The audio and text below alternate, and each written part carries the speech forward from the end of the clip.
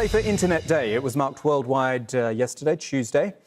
Now, though, we are hearing about some interesting developments into how that could be achieved. There is a possibility in the UK of a new online law which would change how social media is defined and therefore how it is treated. This is really interesting stuff, and Rahila's been taking a look at it for us.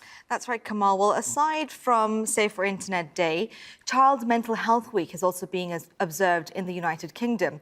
One of the main topics being discussed is the creation of a policy that could classify social media sites as publishers rather than ordinary internet platforms.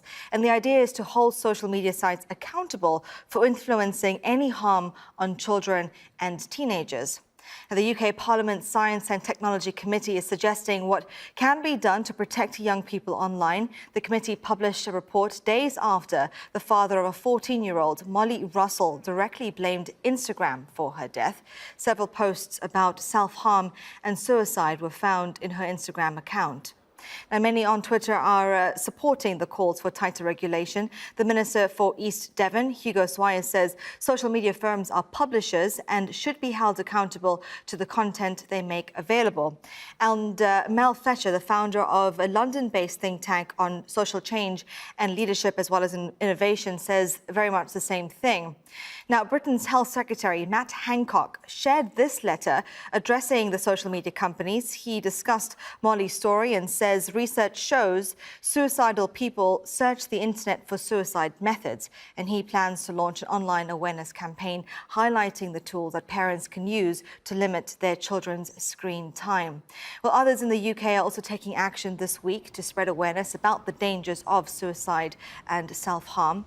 More than 200 shoes were left outside St George's Hall in Liverpool to represent the number of children who have taken their lives in 2017.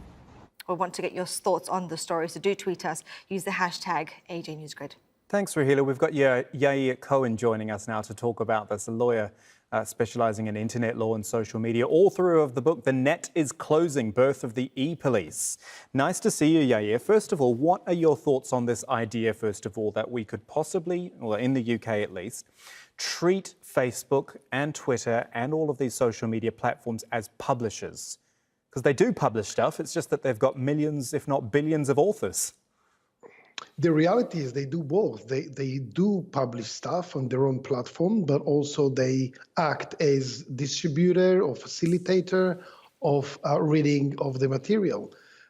What's been happening since the very early days of the internet is that people have been made to treat the internet as a separate planet altogether, as if we have two societies. We have the offline society, which is very heavily regulated and policed, and the online society where there's no policing at all whatsoever. And the idea was to allow internet companies to regulate themselves. And over time, internet companies decided that they shouldn't really be regulating themselves, and they should allow users to post whenever they want, however they want, and with any consequences that might follow. And I think that time is now running out for internet companies, because what the UK government at least is saying, look, you are profiting substantially from so-called unlimited free speech. And what are your responsibilities other than pocketing the profit out of other people's misery? And a government now wants to hold them to account. Is it flawed as well in the sense that you could have a law in the UK, but then, as you say, well, it's planet internet, isn't it? It's all over the world, and that a law which governs in the UK wouldn't necessarily apply to people posting from overseas, yet it could still affect people in the UK. I don't see how it can work. Only I don't know, 10 years ago, many people believed that music was dead, in a sense that it was impossible to regulate the distribution of music. Because it was freely available on the internet. There was all those cross-jurisdictional issues. And what the government did is introduce laws in relation to take down notices about music that has been distributed unlawfully, and then the government had other government joining in, such as in the US and the rest of Europe. And now we have very strict laws governing copyright of music. The same happened with child pornography and child exploitation.